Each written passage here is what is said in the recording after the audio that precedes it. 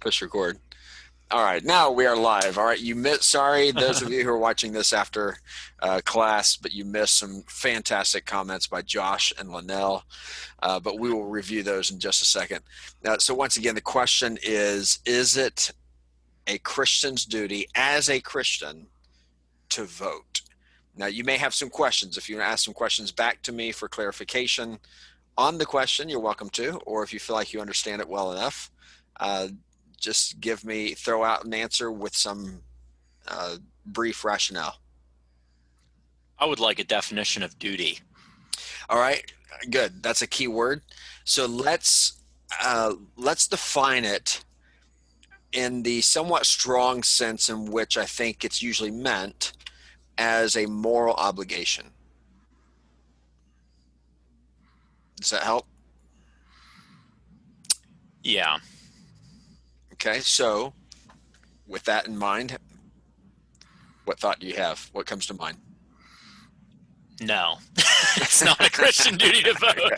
I All right. think I come back to Jeremiah 29:7, seeking the welfare of the city in which you're in exile, for in its welfare you'll find yours. So I think if you're as and people in exile, First Peter, holy exiles in the world, we ought to seek the best for the land in which we dwell. That often means, as a matter of stewardship, taking advantage of opportunities that we have to influence policies that will promote flourishing for all, and that usually means in a wicked world that you vote for the least worst option as a matter of stewardship. But to elevate that to a matter of moral responsibility and say that if your conscience, if as a matter of conscience you feel like you have to abstain, you're somehow violating some moral responsibility and duty. I think that's overreach. Okay. All right. All right. So actually, your comments there um, could be taken. I'll put you in the NT Wright camp. Let's do that. You may not want to be in the NT Wright camp on this. I don't know if you listened to that podcast where he actually, I think he wasn't asked. There was a question close to this, but he actually said yes, but then he said it's not the greatest sin if you don't. So he said a fairly strong yes, and then he backed up for the next 10 minutes on as to why it may not actually be so inconsequential or so consequential if we don't. All right, someone else come in and give me a thought. I think it's important that we vote so that we keep our Christian liberty, or it will be taken away. And also, it's important that we vote on the judges because they're the ones that decide Roe versus Wade and all those things that are morally, you know, what we believe and don't believe. So, Okay, okay. So there's certainly moral consequences to our participation in that particular civic. Let me just use this word civic privilege. At least it's at least that, right? Our question here is it more than a civic privilege? Shelley, Dwight, any thoughts? Again, we're not going to hold any of you to, we're not going to write this in stone. It's not going to be, if you change your mind, that's okay. And I'm not necessarily going to try to convince you one way or the other. As an American, Okay, all right. I say get out. I say get out and vote. But I honestly don't. I don't have any rationale from Scripture, honestly, right now for yay or nay. Okay, all right. So we're going to put you and Josh in the same box here. Yeah. Shelley, what's your? You have anything to add to that? Where would you come down on that in this moment? So I would say no to moral obligation at this moment just because,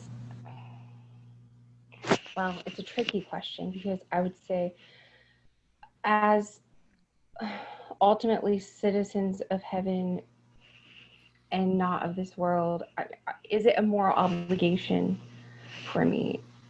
I don't think so, but I agree that we should, as Christians, have something to say when we can. So, my moral obligation.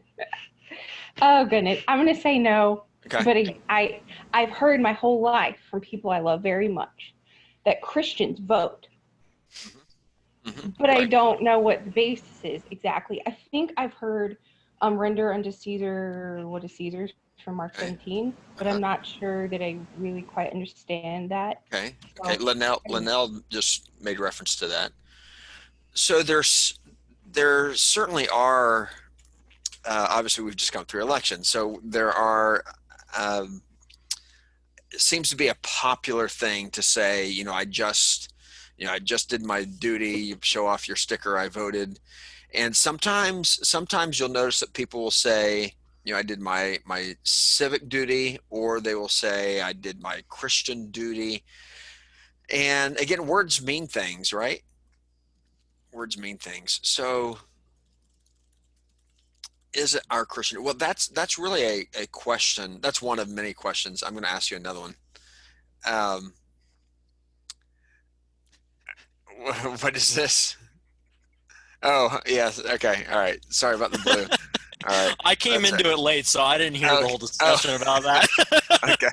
Oh, that's right. Yeah, your audio. So I'm in Cincinnati at my in-laws' house. I mean, I literally just walked in the house and set up and so I just put the background on because I'm not sure what all is going to go on behind me. So Okay. this Sorry for the distraction, but it was no, killing me. this is to protect anyone who may be not wish to be recorded on the screen. Um, so yeah.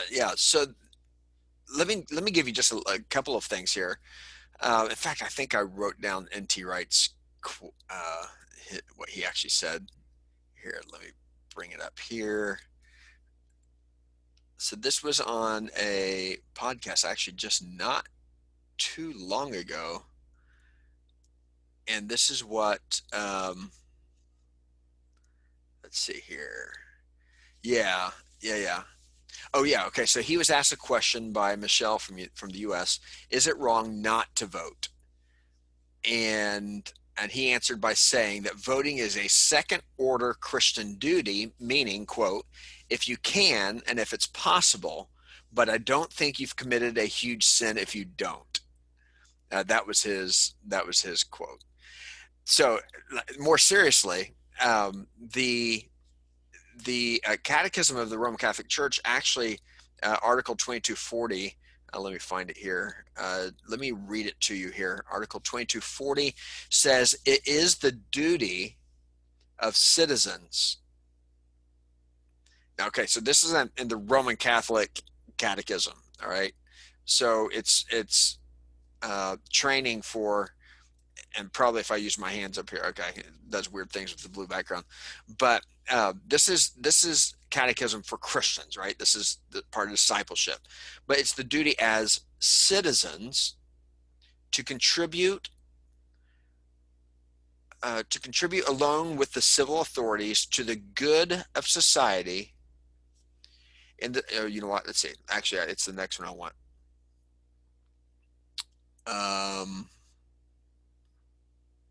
Here we go. Okay. It's the next one that matters to us.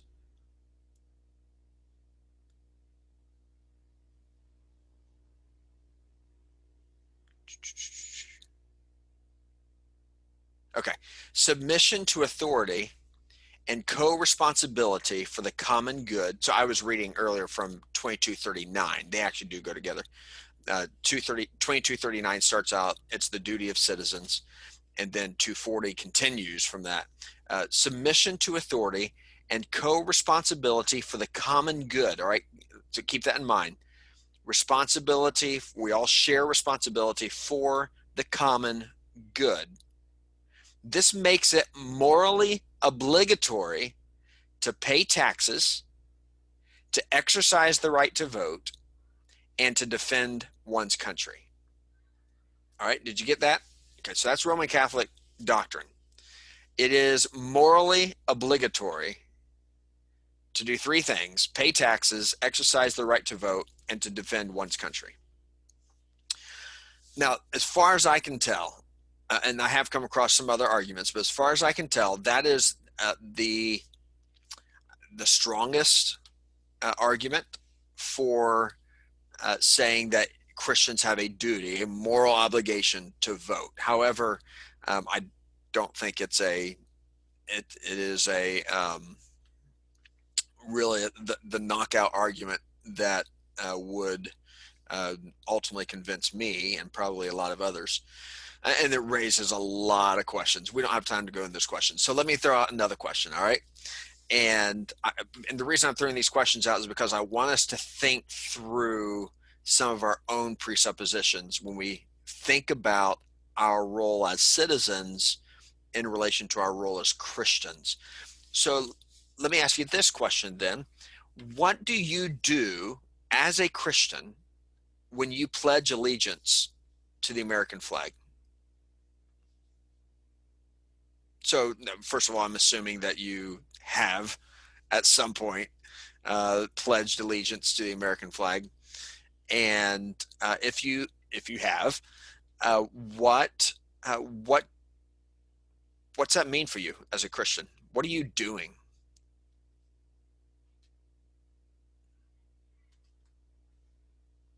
In fact, I'll put I think I have it up here. I'll put the words just in case you don't know. It's been a long time since you have recited the pledges. Yeah, here we go. All right, can you see that? All right. So there is the pledge to the American flag. Do you all see that? Okay. So what's a Christian doing?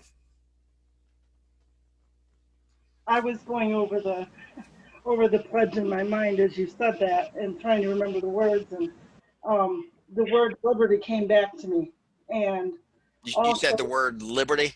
Liberty. Yes. And also the fact that we are one nation under God. Mm-hmm. We are still, those words have not been removed from the Pledge of Allegiance yet. So I'm still fighting for that. Yeah. So for you, what I hear you saying is that this whole pledge really centers on those two words. Yes. Being a nation under God. And justice for all. I mean, I'm not, pieces of it. Would you be comfortable saying this pledge if the words under God were not there? Yes, but I'd be very disappointed. But it would change what you're doing. Because we have been a Christian nation down through the years. So Okay. even though it's wavering, that's what we've been. So, but I still believe in my country either way. Okay. I still believe we're a good nation. We're not communist yet. So. Okay. All right. All right. You know what I'm saying? So I still believe in the United States of America. And I believe that God is liberty. Okay. Liberty and under God. All right. Someone else. What are you doing as a Christian? Well, I would say when you when you say I pledge allegiance to the flag of the United States of America, like basically like you're pledging where your alliance is, basically. And basically that this alliance is being directed by God. You know, kind of like, okay, well, I'm pledging allegiance to the flag of the United States. So whenever there's conflict, I'm going to take the U.S. side. But at the same time, I believe that I'm under God's, divine protection, that, like God bless America, that God is with me with this allegiance. Okay. Now, if you take God out of it, now you're just pledging allegiance to the country. So then I guess I'd be like nationalism, I guess. I don't know. Well, okay. All right. Well, so what I hear you saying, so you point out, you use the word alliance, which I think I hear you saying maybe that you're pledging yourself, your commitment to a community that we call the United States of America. You're committing yourself, and there are two key words here in this pledge. We are one nation, and then the word indivisible. So there's a strong sense in this pledge of unity, right? So you use the word alliance. So do you understand yourself to be pledging yourself into a special relationship with your fellow citizens? Is that part of what you understand yourself doing? Mm-hmm. Yes. Yes. Okay. That's certainly a part of it. Now, like when you put it like that, now thinking of all of the different opinions and views and, of the United States and the things that were going on, right now. And Yeah. I guess when you dissect it, it gets a little bit more deeper, than, Right. Now, we're a little bit later. We're going to look at some biblical texts, and especially next week, we're going to try to break that down, and apply that from the side of our Christian faith as it directs to our role as citizens in a particular country. Right now, what we're doing is we're taking some things that we say, that we recite, that we think we hold in high esteem, but do we really know what we're doing? Do we really know what we're doing when we pledge or when we vote or when we do some of these other things? And again, I'm not trying to say, I'm not going to tell you necessarily what you ought to be doing on these sorts of things, but I think we need to think through more deeply what we are doing. So someone else, what do you think you're doing when you recite this? So my dad has some families that are Mennonite, and they hold that voting and pledging allegiance and having an American flag in your church is the same as serving two masters, and that it isn't the, like, if you're the kingdom of God, then you shouldn't be under the quote unquote kingdom of America. That isn't my opinion, but it is the second opinion that I've heard that does have some merit attached to it. Sure, that's a major tradition in the Christian faith, and we'll examine that probably next week for at least a few minutes. And yeah, so there are Christians who would not be comfortable at all doing either one of those things, right? Okay, and we have to consider that because that is a Reformation tradition. So we have to consider that. All right, somebody else. I think because of the way that the pledge is often recited, the word allegiance has been understood to entail embracing a whole nationalistic identity. But the word allegiance quite literally means, as Merriam-Webster defines it, fidelity or faithfulness to one's duties which are owed by a subject or citizen to a sovereign or government. So I mean nothing more than what 1 Peter 2:13 says, be subject for the Lord's sake to every human institution. So I'm acknowledging, for me, that means the human institutions that have been established in the country where I dwell. Okay. And so we'll talk about, are there limits? You mentioned the Peter passage and same thing with Romans 13, which say virtually the same thing. And that's going to be one of our three key passages that we need to look at as we construct a doctrine of church and state. Okay, so there are a lot of things we don't mean when we say this pledge, right? It doesn't mean that we stand in solidarity with everything that's been done in the name of the flag of the United States, right? It doesn't even mean that we will commit ourselves to, that we are pledging ourselves to kill for the sake or for the preservation of the United States of America. I mean, some people may mean that, but it doesn't necessarily mean that. But it does mean that we are standing in solidarity with our fellow citizens. It does mean at least that we are pledging we are making a commitment to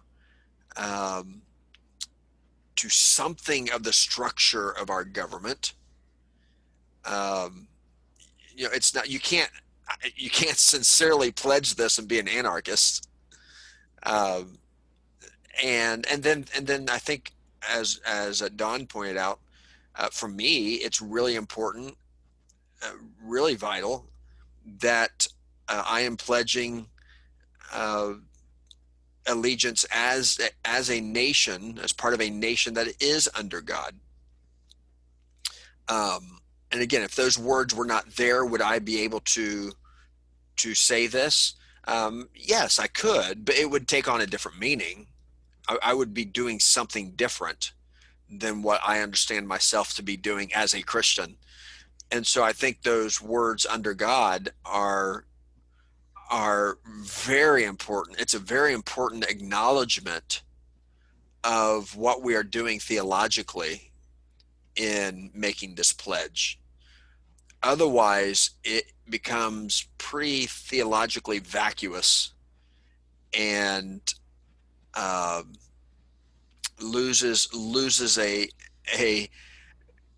I would say essential point of reference for any sort of national commitment that we might make. Okay, let me. I'm gonna skip the other question that I have because I've probably already taken too much time. And what was the other question I had here? Maybe I'll throw it out there and not discuss it. Oh yeah. Now, let me at least just give you a little bit of this. I don't think I have it on PowerPoint, but listen to this short list. It could be longer, but I'll just give you a short list of churches. All right, around the world. We are all familiar with the Anglican Church, which is also the Church of England, right? The Roman Catholic Church, I've already made reference to the Roman Catholic Church, the Catechism. I went to an Evangelical Free Church of America school several years ago. I have never been to an American Baptist church that I know of. I have visited churches that are part of the Church of Scotland, the Church of Ireland. I've never been to the Faroe Islands, but they have a church of the Faroe Islands and so on. I have preached in Southern Baptist churches. I have visited African Methodist Episcopal churches, Free Methodist Church of North America. As far as I know, I've never been in the Ukrainian Orthodox Church. But what do all those churches have in common?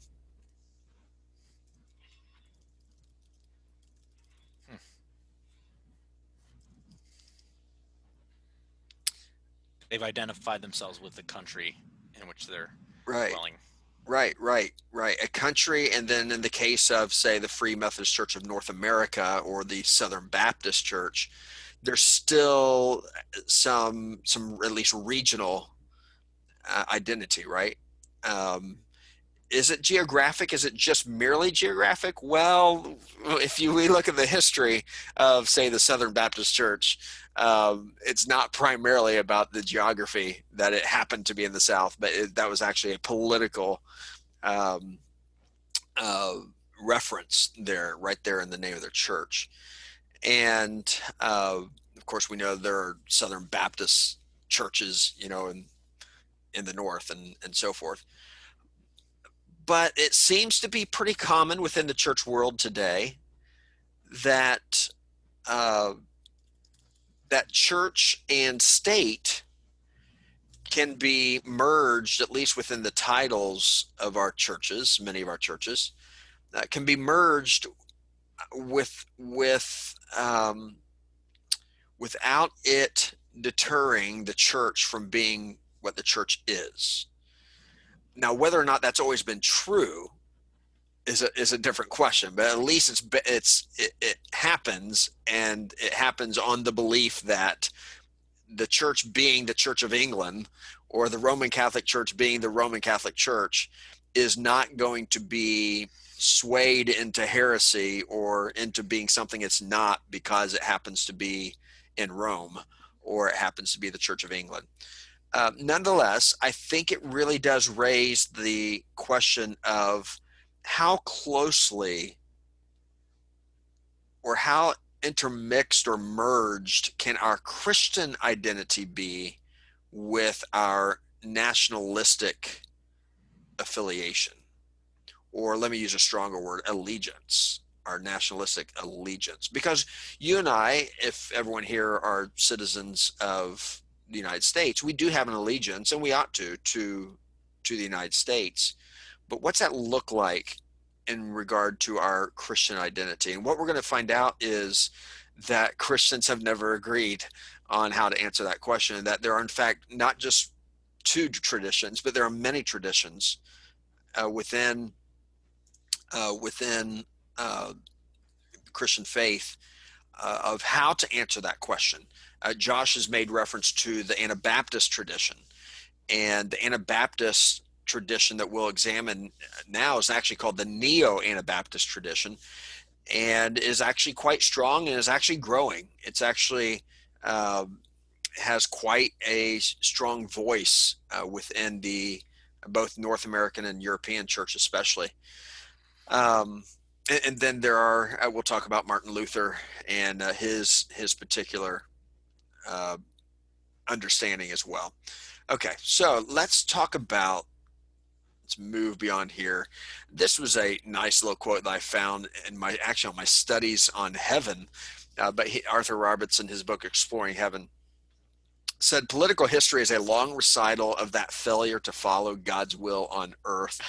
So we're going to do a little bit of political history as well, but I think probably he's pretty much right that political history is a long recital of that failure to follow God's will on earth. We will examine some of what some of Jesus' most politically charged words, but this is one that is has been used as part of the foundation for Christian thought on relationship of church and state, and we cite it frequently, right, in a lot of different areas of life. My kingdom is not of this world. If my kingdom were of this world, this last phrase is really important, my servants would be fighting. So what does, I mean, we could read this backwards and we could say, well, Christians are certainly fighting, so maybe Jesus' kingdom is now of this world. Do we reverse the logic there? We probably shouldn't do that. But let's talk about some basics of political theology. All right, let's go through some basics. Now, what I want to do tonight is I want to go through A, B, and C this evening. Okay, A, B, and C, and yeah, we'll save the last one for next week. All right. So the first question here is political or public theology. What should we call what we're doing, what we're talking about? Now, the reason this is a question is because there are some, let me give you a couple of names. Arne Rasmussen from the University of Gothenburg, Sweden.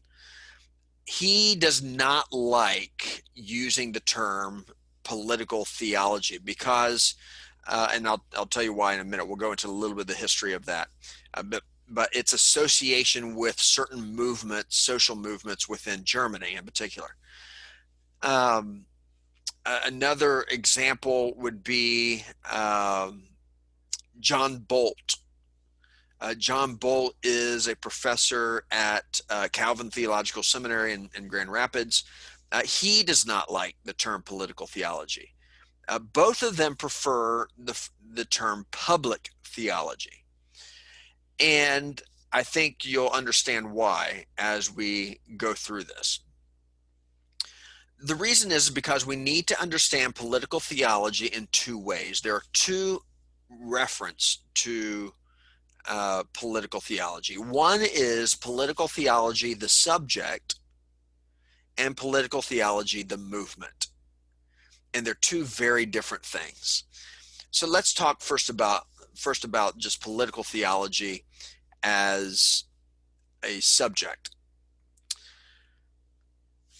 Political theology as a subject, I think I have this on here. Let me see here. Yes, is something like this.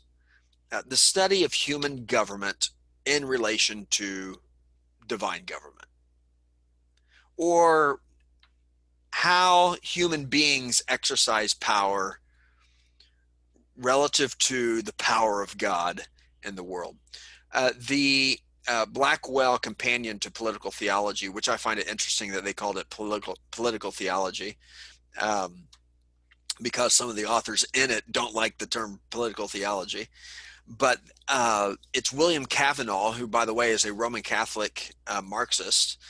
He notes that political theology is really about the relation of salvation or holiness with power. How do we relate Christian holiness with power, human power structures in the world?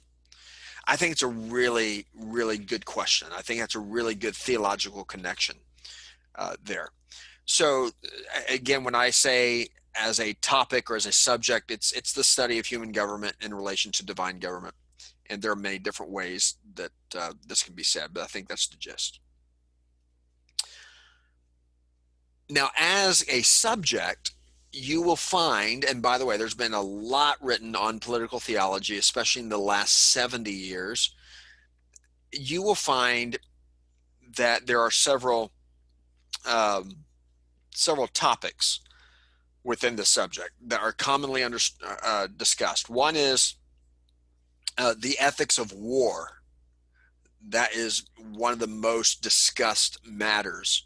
The relationship of well, there are long traditions in the Christian church regarding the ethics of war, from nonviolence to just war, and today we're way beyond any of those. But that's one. Capital punishment is another. Imprisonment and how prisons are operated. For instance, solitary confinement. That's a big deal in Christian history. Is that an ethical way to imprison someone? Solitary confinement. Care for the poor. Whether this is a individual Christian being benevolent to someone who is in need, or if we're referring to the whole economic system and the system of taxation within a country, all of that is part of what's discussed under this subject. And then more recently, especially, but it's always been an issue, is immigration.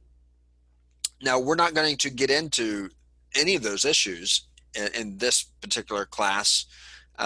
Next semester, I will be teaching, I think they ended up calling it historical theology of church and state. And I just called it political theology, but we may get into some of that. We will get into some of this because it comes up in the reading. So we'll be reading, the political works of Augustine, the political works of the Reformers, and then even some between Augustine and the Reformers, and then a few more contemporary things as well. So that's political theology as a subject. Now, before I go to political theology, the movement, let me give you a few scenarios here. All right, let's reflect on these scenarios. From the 11th to the 15th century, there were no less than 9 crusades. You've heard of the Crusades. That depending on how you look at it, either some would say it's a sad time in the history of Christianity. Others would say, no, we really need to go back to that and take Israel back, right? But whatever you think of it, during those centuries, from the 11th to 15th century, there are an estimated 1 to 3 million deaths, including children and women who were sent out to fight to try to take Jerusalem, right? And it's all this period in Christian history has often earned the ridicule of anti-Christian sentiment, such as David Hume, who said the Crusades, the most signal and most durable monument of human folly that has yet appeared in any age of a nation, is just one of many voices who point to Christians and say, you have been the cause, your faith has been the cause of much death and suffering in the world. And they always point to the Crusades. Let me give you another scenario. In the 15th century, the Turks surrounded Constantinople. This is the end of the Crusade period. The Byzantine Christians in Constantinople were too busy debating the doctrine of the Trinity indoors to care that their city was surrounded by the Turks. And so the French philosopher Jacques Ellul asks, what is more important, that Jesus is indeed the Christ, or that the Turks defeated the Byzantines? And I think that scenario raises a very interesting question for us, 21st century Americans who do tend to be pretty nationalistic, and maybe tend to think of those questions that they were considering in the 15th century as maybe just esoteric and even non-essential, God forbid. Let me give you another scenario. 18th century, Immanuel Kant, philosopher, taught at the University of Königsberg. If you've studied Kant or taken even an introduction to philosophy, you'll be familiar with the Kantian divide, right? The Kantian divide is an epistemological divide between the noumenal world and the phenomenal world. The noumenal world, there are only three things that exist in the noumenal world as far as knowledge goes. That is God, man, and the thing itself. We cannot know the essences. It's above the divide. We're below the divide. We're in the phenomenal world. This is knowledge that we have that's empirical knowledge. And so that's called the Kantian divide. And it's often credited as his philosophy of that divide is credited as being the point of divorce between faith and science, between the knowledge that we call faith and knowledge that we call science today. And so Kant himself, being a professor there at the University of Königsberg, he was required as a professor to participate in the chapel procession every single day. And so every morning, the procession, students would go into the chapel, they would be seated, and then the faculty of the university would file in procession to their seat, except for Kant. He would, as legend goes, he would get in line, and as they were heading into the chapel, he would take a side door and go out and would not attend chapel. And yet here was one of the most renowned professors of philosophy, which included, of course, religion as well.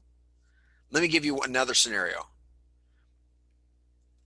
The word Kirchenkampf in German means church struggle.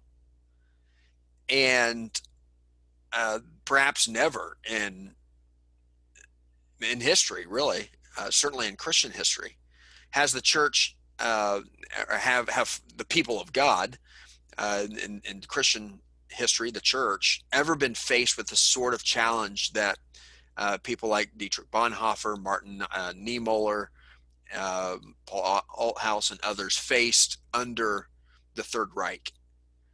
And yet, people like Martin Niemöller, whose biography I'm reading right now, actually, and Paul Althaus and Gerhard Kittel and Emanuel Hirsch, all conservative nationalists, they welcomed Hitler to power, quote, as the gift and miracle of God. Althaus started at the outset of World War I, 1914. He was a 26-year-old pastor. To the end of his life, he defended the Third Reich as a pastor and then later as a professor. He cited Romans 13, arguing, quote, we Christians know ourselves bound by God's will to the promotion of National Socialism. And he continued, so that all members and ranks of the Volk, the people, the German people will be ready for service and sacrifice to one another. So he held in very close relationship his role as a Christian to his role as a German nationalist. Let me give you one more scenario, and then I'll make some application. 1994 marked the fall of apartheid in South Africa. That was the year that Nelson Mandela was elected president in the first free election in South Africa in the modern era. For 50 years, nearly 50 years, South Africa had been torn by this political system called apartheid, racial segregation, violently enforced through grossly inhumane laws, created by a white supremacist government. And it was so bad that even the final president of the apartheid regime, Frederick Wilhelm de Klerk, confessed that the system was ungodly and inhumane. In fact, his confession is actually pretty profound. It's neat to read. So Mandela tapped Archbishop Desmond Tutu. If you never read any of Tutu's or Mandela's biography, for that matter, you ought to read it. Read Desmond Tutu's his reflections.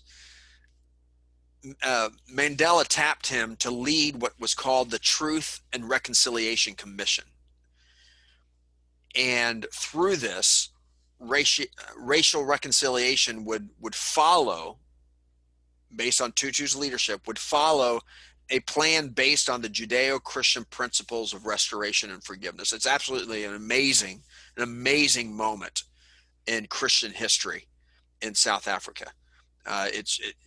You should acquaint yourself with that bit of history in the 90s. Just absolutely amazing. There are heartwarming stories, and then there are bone-chilling stories that come out of that through the Truth and Reconciliation Commission. Amazing. But let me give you, coming out of that, I think we can derive 4 common reasons why church and state is such a volatile discussion. It's probably one that we will try to avoid around our Thanksgiving tables here in a couple of weeks. And there are some reasons. And I'm not saying they're good reasons, but based on the history I just gave you, perhaps like the Crusades, as people would say, if the Crusades are say anything or maybe prove anything, it is that faith is dangerous when it becomes political, when it becomes politically charged. So maybe we should just keep faith and politics separate. Maybe like the Byzantine Christians debating the doctrine of the Trinity and the deity of Christ, maybe there are simply more important matters for the church than politics. These are certainly views that some Christians take. Maybe there are just simply more important matters than our involvement with the state. Or maybe like Immanuel Kant, who steps out of the chapel line, faith is a private matter and should not be found in the public square. Francis, just forgot his last name, used to be the president of ETS, and what's his name? President of ETS resigned because he converted back to Roman Catholicism. Beckwith, Francis Beckwith. He wrote a book called, my mind's not working very well, Taking Rites Seriously. Rites being R-I-T-E-S. All right, taking rites as in liturgical rites seriously. And he shows in that how in the U.S. court system, faith has with greater frequency been disallowed as an argument for a position. It's been dismissed in such a way that faith is not allowed in the public square. Faith is not allowed in the courts. And so he he describes this.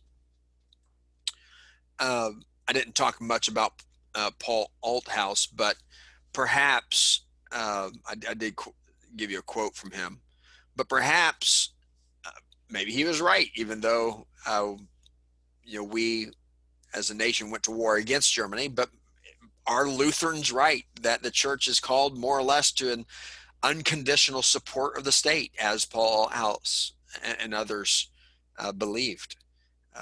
Unconditional support of the state. Well, probably there are good responses to all of those. And maybe George Washington in his farewell address, if you've never read it, it's not that long, you should read it.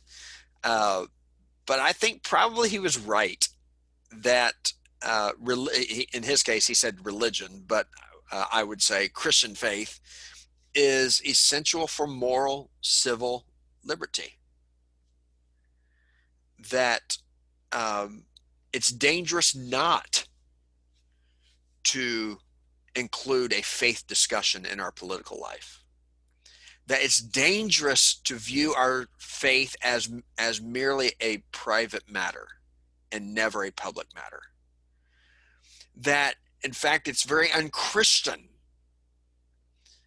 to think that somehow our faith is not connected to the moral fabric of our civil society. I think that all is actually plainly true in Scripture and plainly true through Christian history, but the question remains, how so? How so? How can Christian faith inform, how ought it to inform the morality of our civil society? And so let's talk a little bit about political theology in the Bible. There are, and tonight I'm just going to give you the 3 key statements from Scripture that that next week we'll take a look at a little bit as they relate to different traditions. But I'm hoping next semester, my goal in developing this class on the history of church and state is that I will actually my lectures will go through all of the different traditions and how they answer these 3 statements, how they understand these 3 statements in Scripture. All right. So these are the 3 that I think are comprehensive of what the Bible says in regard to the church's relationship to the state. Now, comprehensive is it's a pretty comprehensive word, right? So it is. I'm trying to simplify to these 3, and these 3 are really our starting point that will lead us to other statements. But they are these 3. Number 1 is the most basic Christian confession that has ever been made. And in fact, it is the Christian confession which Paul tells us must be made, whereby a person is saved, and it is that Jesus Christ is Lord. This, of course, Romans 10:9. If you confess with your mouth that Jesus is Lord and believe in your heart that God raised him from the dead, you will be saved. We also know Paul tells us later in 1 Corinthians 12:3 that this confession can only be made if it's empowered by the Holy Spirit. For no one can say Jesus is Lord except in the Holy Spirit. Interestingly, Paul says that in the eschaton, every tongue will confess that Jesus Christ is Lord, right? Philippians 2:11. Christians, in some of the formulas that Paul gives us in 1 Corinthians 8:6 and Ephesians 4:5, we are to recognize that there is one Lord, there is one who is Christ, there is one divinely anointed Lord. It's been said, Thomas Hilke says this in the Zondervan's five views of political, 5 views of church and state, the little 5 views book. He writes in there, he says, Christian social ethics emerges from an understanding of the lordship of Christ that is neither morally nor religiously indifferent. And we could add actually to that, neither is it politically indifferent. When we say Jesus is Lord, that's not a politically indifferent statement. It may not be a partisan statement, but it is not politically indifferent. So we will talk about what I've done is, and I'll lay this out next week. We'll see if it works, but as I have studied the different traditions, I'm going to try to categorize them into three basic categories. One is what I call kingdoms and conflict views. So there's several views that fit under this heading of kingdoms and conflict.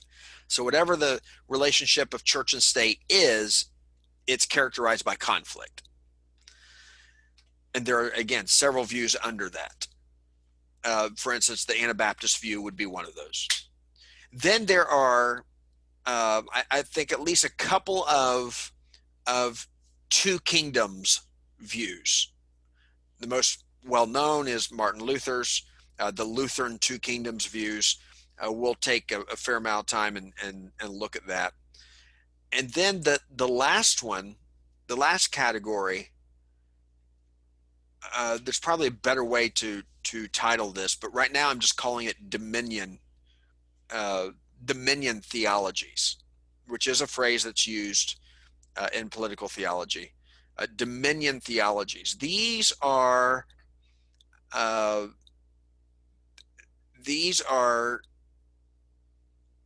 this category includes views that are for instance, Reconstructionism, views that are trying to see two kingdoms, but see that there should be one kingdom. And our effort as church should be more or less a takeover of state government.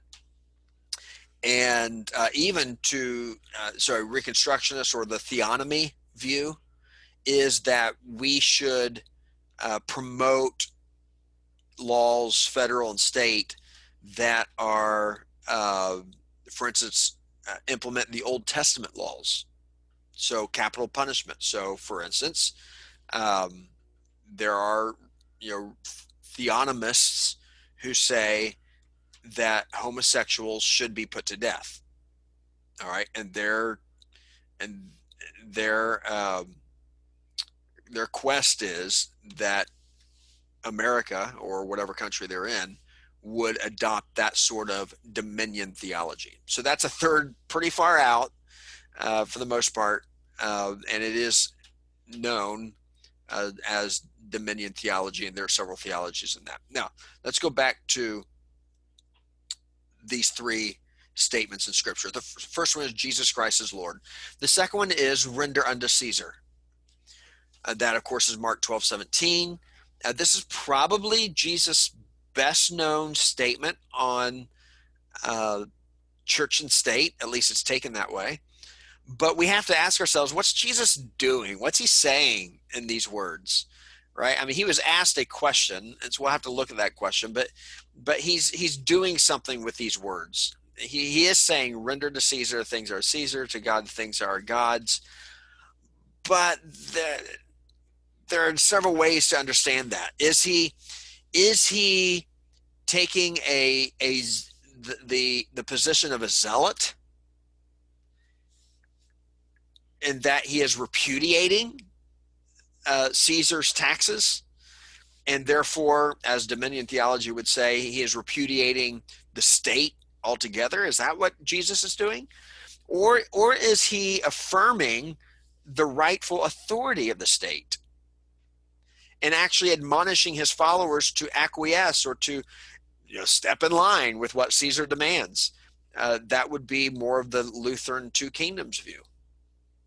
Or is he actually affirming some sort of simple separation of church and state, that they should have nothing to do with each other? This would be more of a kingdoms and conflict view. So that might support, say, an Anabaptist interpretation. And so what we're going to find is that we're going to find that Christians through the centuries have read these statements, particularly this one, render under Caesar, very differently. And in fact, I would say not just differently, but actually at opposite ends of the spectrum. Some saying, this is proof that, we should be zealous for the state. Others saying, no, we should have nothing to do with it. What did Jesus mean? And then the third statement here is the language here comes from Romans 13:1, but 1 Peter 2:13 through 17 as well. And this is often where people begin their political theological reflection, is Romans 13:1 through 7 and 1 Peter 2:13 through 17.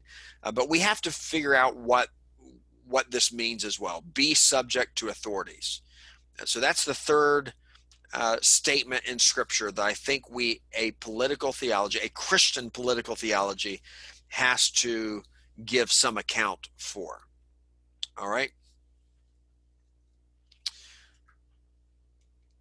Check the time. Oh, I think my phone died. Okay. Okay, we're doing well. All right, so let's move to the next section and talk about political theology and the creeds. All right. Political theology and the creeds. So are there political statements within the creeds? The answer is yes. Here's the Apostles' Creed. The same language appears in the Nicene Creed as well. Let me just ask you this. What do you see as possibly political in this statement here? This is speaking of Christ. Christ will ascend to the right hand of the Father, and from there he will come to judge the living and the dead. So what's political about this?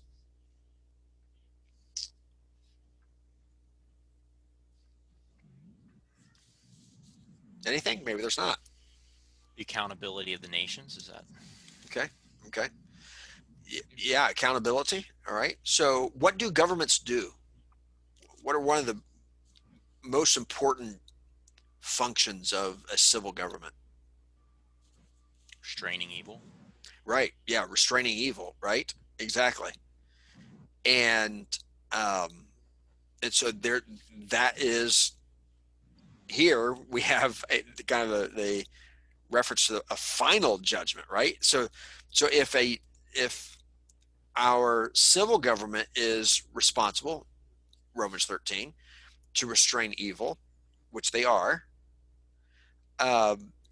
does this suggest that there are great failures in that process, that it's insufficient, that there must be a final judgment that is the judgment of all judgments, that sort of thing? Yes, I believe so. So that's a political statement, right? Let's go to the next one. Oops. I believe in the Holy Catholic Church, the communion of saints. How might this be construed as a political statement?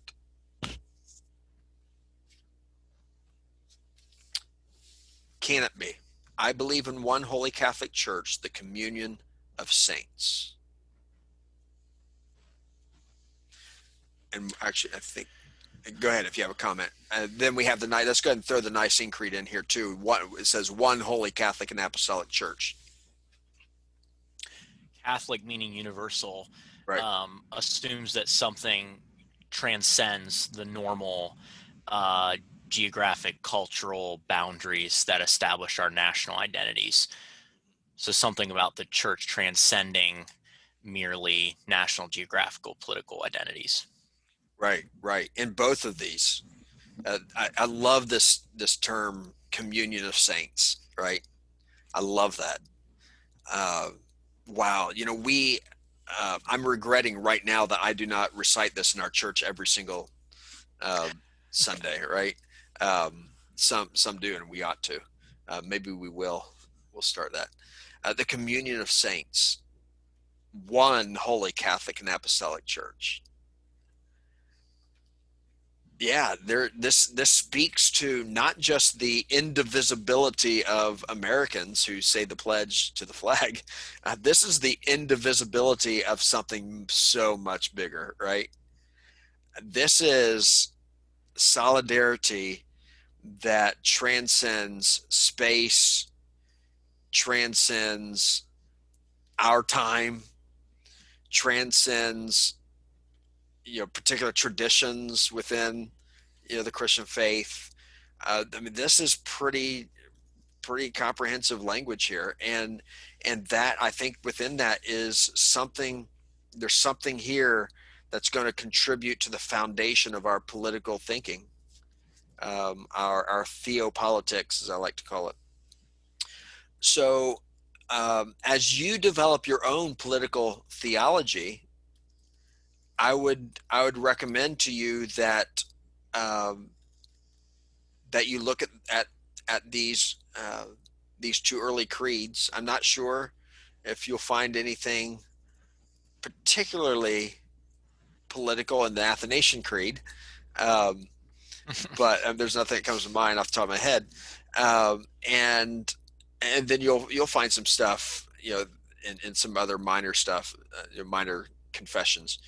I'm actually going to jump ahead then from 381 to 19 to the 20th century and 1934, and this is the Barmen Declaration. So this is was mostly composed by Karl Barth, the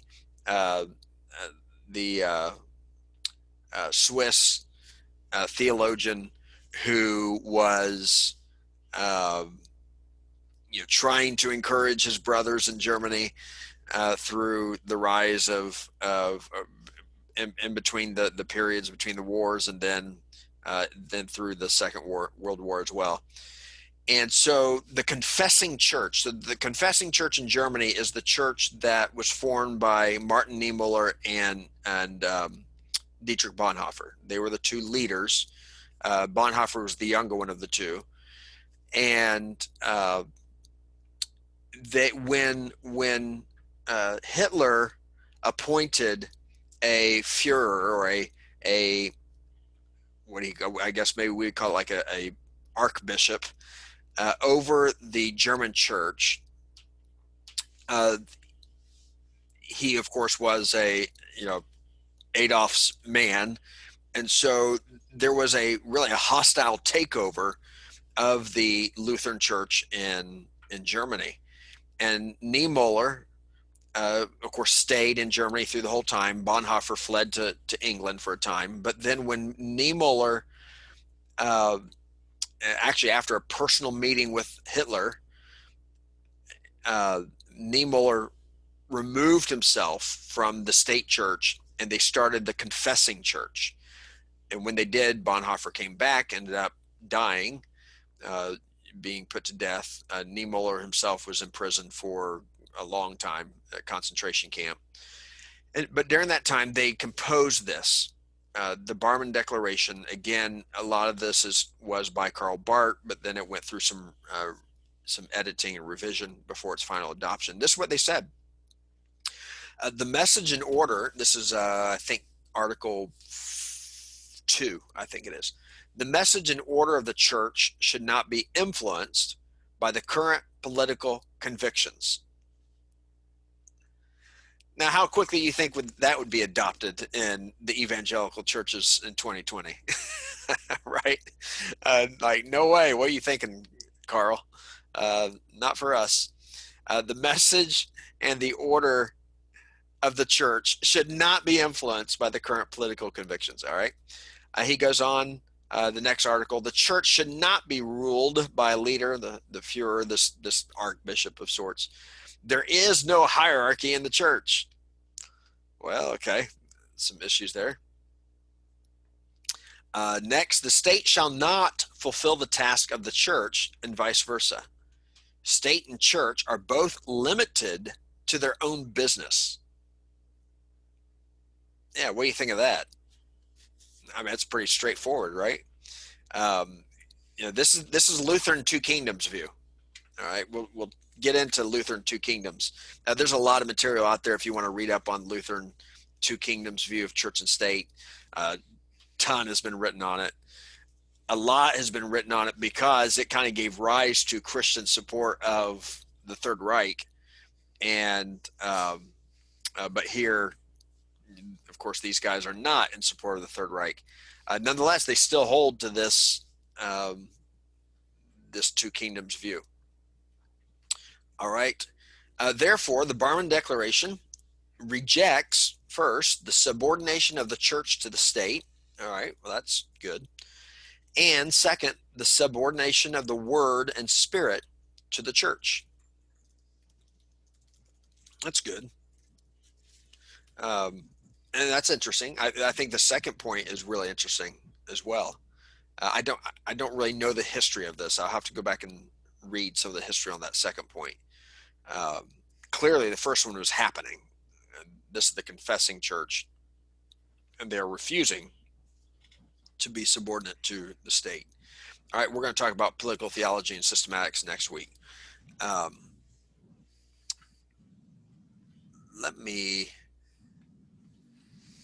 think I'm going to give you a little bit on, let me back up just a little bit, because I did not talk yet about political theology as a movement. All right, so let's pick that up. Political theology, we talked about political theology as a subject, but not as a movement. So, and I apologize, I guess I didn't get this stuff on the PowerPoint. So I'll stop sharing. But political theology as a movement. So this is why some, as I mentioned earlier, there are many who will not use the phrase political theology, or at least they don't like the phrase political theology because it's so closely linked, if you read these, certain people, to the movement. Now, honestly, a lot of the later actually, I would say probably everything I've read from evangelicals, except for a couple of books that come to mind, don't even give any lip service at all to the movement, the mid 20th century movement. To them, I mean, they just adopt this theology, or this term political theology, and it's pretty disassociated from the movement that I'm going to explain to you. But in some circles, non-evangelical circles especially, there still seems to be a discussion that's taking place with this history of movement that goes back to Germany, actually. So Johannes Baptist Metz, M-E-T-Z, he actually just died last year, 2019. He was a young theologian coming out of the Second World War, and he developed what his I don't know if it's really a system of thought as much as a methodology, a way of theologizing called theology after Auschwitz, or post-Holocaust theology. You may have heard that term. And he became a professor at the University of Munster. He was there for about 30 years. And he revived, because the term political theology had been used in Christian history before, but he revived that term. But he also loaded it with particular content drawn from Marxist and Hegelian critical theory. Now, you have, if you've listened to any news at all, or if you're aware of what's going on in our culture now, you will know that critical race theory is a big deal right now. All right. I don't know if you understand what critical race theory is or not, but I can explain to you a little bit what critical theory is. Critical race theory is just one form of critical theory that is born out of both Marxist and Karl Marx and Hegelian thought. Okay. Let me see if I can summarize what critical theory is. Critical theory and again, I'm sorry I don't have this in a PowerPoint, but critical theory is, first of all, this would be number one. It's based on a premise that, and this would be from Marx, based on the premise that behind every action is a supporting theory. Behind every action is a supporting theory. Now that is pretty a harmless premise. It's probably true, because Marx is building a system of thought that is trying to account for sweeping social actions. So, he's not talking about, you chose to eat, one kind of cereal this morning rather than another. He's talking about large systemic social activity. So again, number one is critical theory is based on this premise that behind every action is a supporting theory. Number two, critical theory is a social theory. So Marx was a sociologist, he was a philosopher, but what today we call him a social philosopher. But it is a social theory. In other words, it's a theory about how people relate to one another within a society. It's a social theory. And again, we all have some sort of social theory. But now then these next points get into what makes it critical. So it is critical theory is third, it is critical. That is, it's negative. It is criticism of the present social system and structure.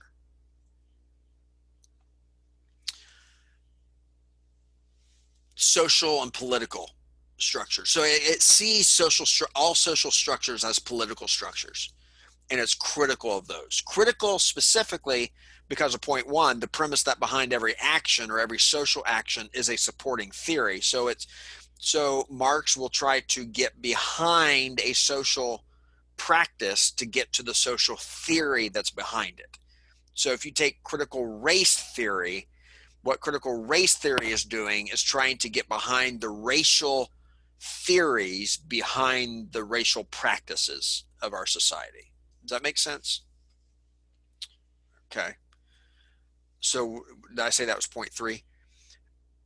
Point four would be that critical theory is a theory. It theorizes, again, negatively, because I think the last point was it's critical. It's negative. So number four is it theorizes particularly about human suffering, any sort of suffering that takes place within a society, and that suffering is caused just by social political power structures. So again, let's talk about critical race theory. The reason that what critical race theory does is that it assumes that because there is racism, that there must be social political power structures that are supporting that, and it will create theories for explaining what that is. All right. And so as a result, I actually had this conversation with a couple of Marxists on critical race theory, and to get their input on it. And one of the things that was said to me is, one of the common mistakes that's made of our philosophy is that it's violent, inherently violent. So my response was, you can say it's not inherently violent, but name me a Marxist movement that hasn't been violent. And so here's my take on it, on this point four.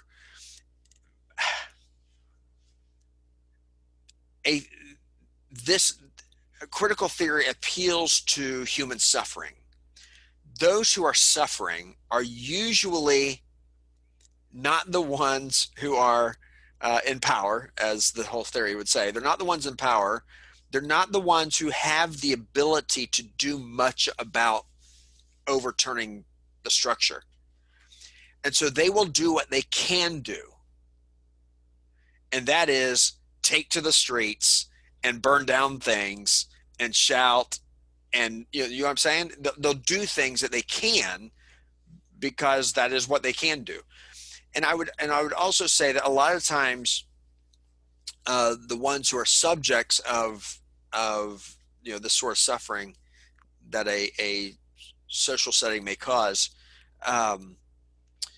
it in some ways it does disempower people through maybe education or some other way. And so so people who take to the streets are not generally people who are able to reason in a conversation and talk their way through to a solution. And we've seen that in our own day. That is not an explanation that justifies violence at all, but I would say that it's a pretty tough case to say that critical theory does not support a lot of violence. Here's what the Marxists would say, though, on this fourth point, is that it's a theory of human suffering caused by social political power structures that must be overturned. And so at its heart, it's revolutionary. It's always looking for another revolution. And Marx himself didn't advocate violence, but that's what results. Now, let me give you the fifth point, which I think is really, really crucial. And that is that critical theory lacks an eternal perspective or an eschatology of suffering.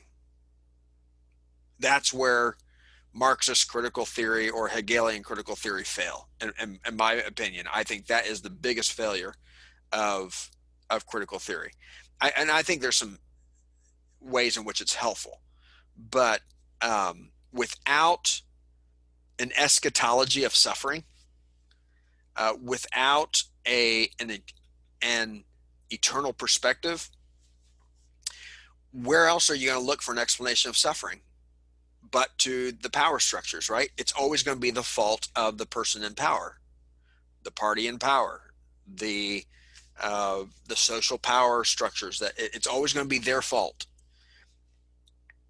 Where in reality, I think sometimes that's actually too simple.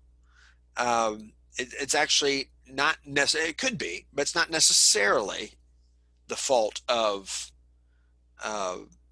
the person in power, because suffering happens beyond whoever it is that's in the White House or whatever structures have existed in our nation for 200 years.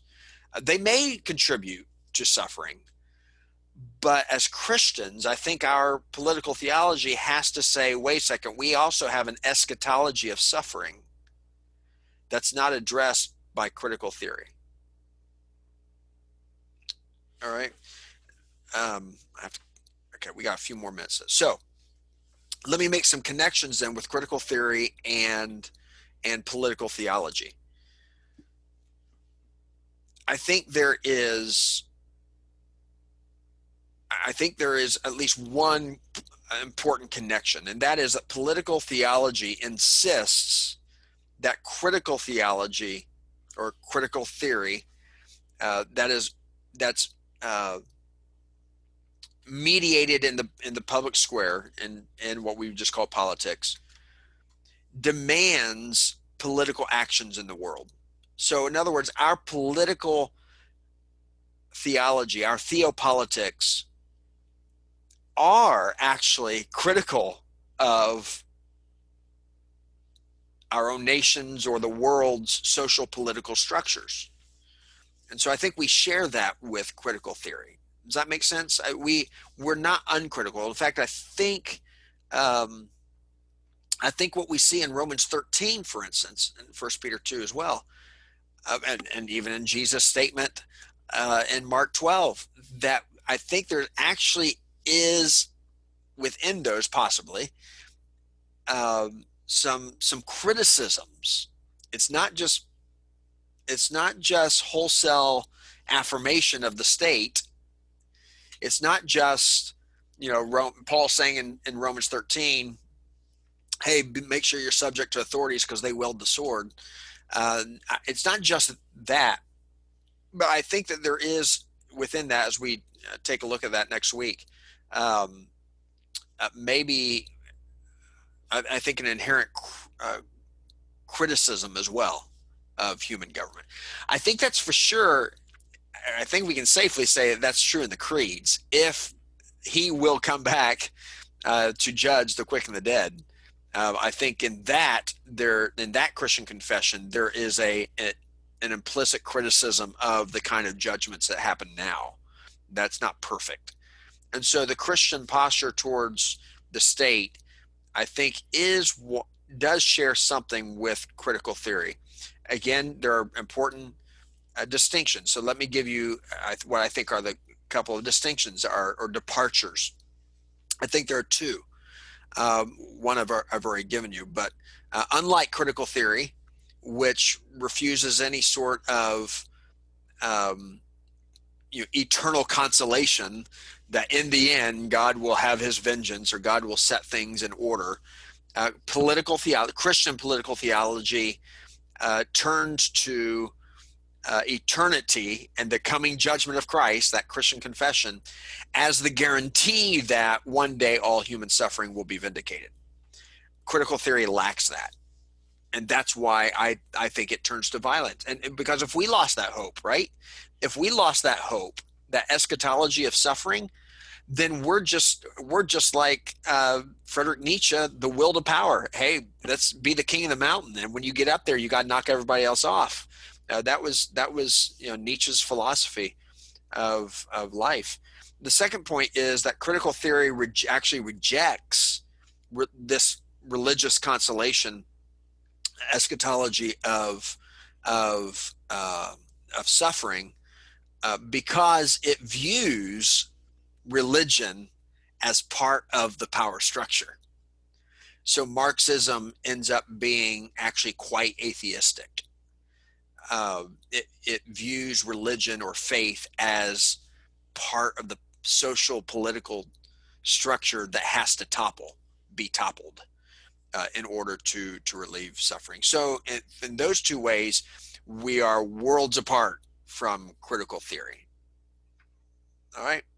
So I'll end there. Do you have any thoughts or questions on what we've covered, maybe especially in this last half? I don't hear you. There we go. I was just thinking about how in the prophets, the criticism of the nations and the threat of judgment is often related to their failure to provide righteousness and equity for the weak, the poor, the disenfranchised, and the implications of that for the eschatological judgment of Christ. I think there's a lot to unpack in the prophets. Right. And so Christians who would advocate perhaps more strongly a critical theory of love the prophets, right? Because there's a lot of fodder there for that would seem to support that. And again, I think that that's an important affinity between a Christian theopolitics and critical theory, even if it does have Marx's name with it and Hegel's, that we at least share a critical stance towards the state, and I think and that's not just incidental with being Christian, right? That's not just incidental to who we are as the church, and that, by the way, ought to inform. Then, are we going to adopt a Lutheran two kingdoms view, or are we going to adopt maybe something more reformed, or are we going to just say, well, there's just two kingdoms in conflict, there's no way to reconcile them, or dominion? I think that looks very interesting in all of those scenarios. Any other thoughts or Just a super quick question. So, like a Christian view that finds a lot of affinity with critical theory is basically liberation theology. Is that correct? So yes, so Metz is often viewed as the I'll just call him the father of what came to be known as liberation theology. So again, he was a Marxist, but Gutierrez and a bunch of others, especially in Latin theology, they really drew from his work. And so while he was not consciously a liberation theology, his work kind of gave birth to that, right? So he is widely quoted by the liberation theologians in Latin America in particular, for sure. And he's widely quoted by political theologians today, because, and usually it's, the term political theology goes back to Johannes Metz, his paper in 68, and so forth. And then they move on from there. So there are kind of two movements almost. There's that movement based on critical theory, or at least with that strong affinity with critical theory. And then there's this kind almost naive evangelical movement of political theology that doesn't know anything about Metz except that someone mentioned that he was the first one to revive the term back there. Yeah. So I say naive, that's probably too strong, but they seem, if you read their writings, they seem to just be oblivious to that whole side of the discussion. All right. Well, that concludes us today. So we have a full plate, and next week I hope to go into more detail, and I think will for sure talk about Augustine, the City of God. We'll talk a little bit about that because that is pretty foundational. We will talk about Luther's two kingdoms view, because that's a major view in the 20th and 21st century. We will talk about the Anabaptist view. Josh, you brought that up. That's a really, really important one as well. I really want to talk about some dominion theology, and then I want to try to bring in some Calvin. So I'm just going to tell you right now,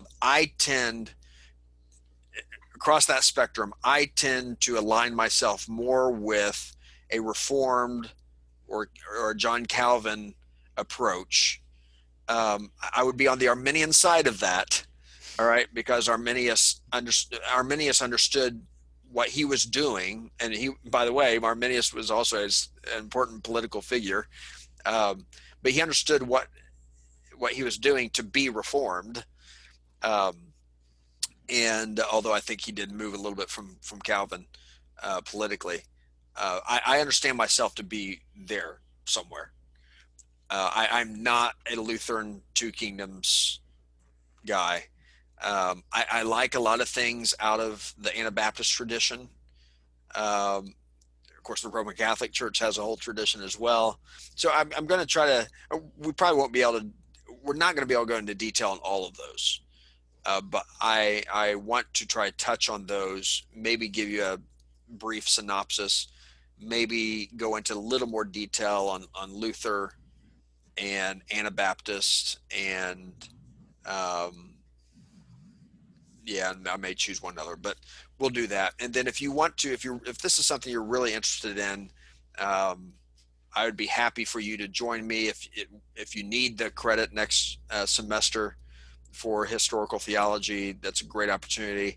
If you don't, I'm not sure what it would require for you to just tune in and be a part of the discussion, but I'm happy for anyone to be a part of that. All right, good. Well, thanks for joining us tonight, and I will stop the recording.